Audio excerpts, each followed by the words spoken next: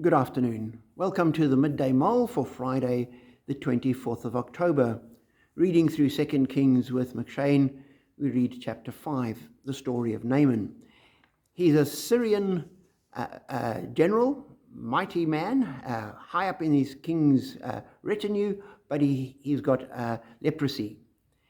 His wife has a servant girl taken as a captive from Israel, and she says, if he had only go to the prophet in Samaria, God would heal him.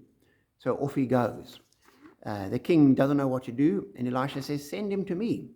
So he and his retinue, he's got lots of money, he's got chariots and horses, he's got this whole retinue, and they arrive at Elisha's house.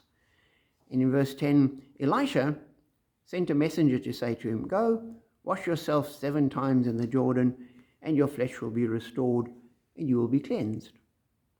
But Naaman went away angry and said, I thought that he would surely come out to me and stand and call on the name of his God, wave his hand over the spot and cure me of my leprosy.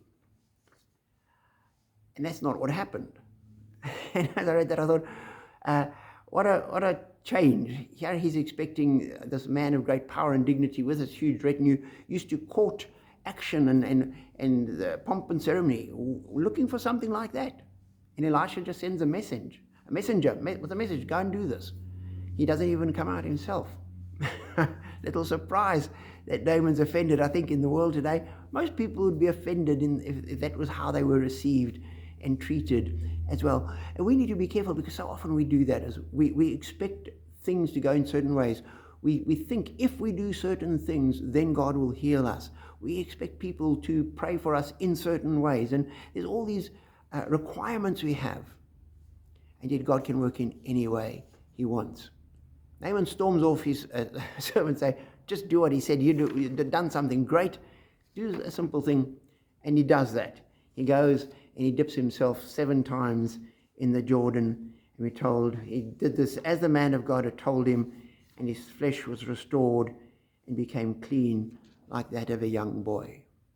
He then goes back to Elisha and offers to pay him, and Elisha won't take anything. And I thought, what a wonderful picture of the grace of God. Because Naaman had no claims on the God of Israel. He wasn't an Israelite. He hadn't worshipped this God. He'd done nothing. He'd opposed the God. So he was completely outside of any of the people of God. He had no claims on God.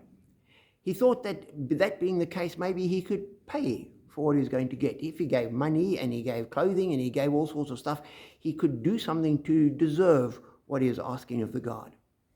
And Elisha wouldn't accept it. He said, no. And that's the grace of God. We don't deserve what God offers.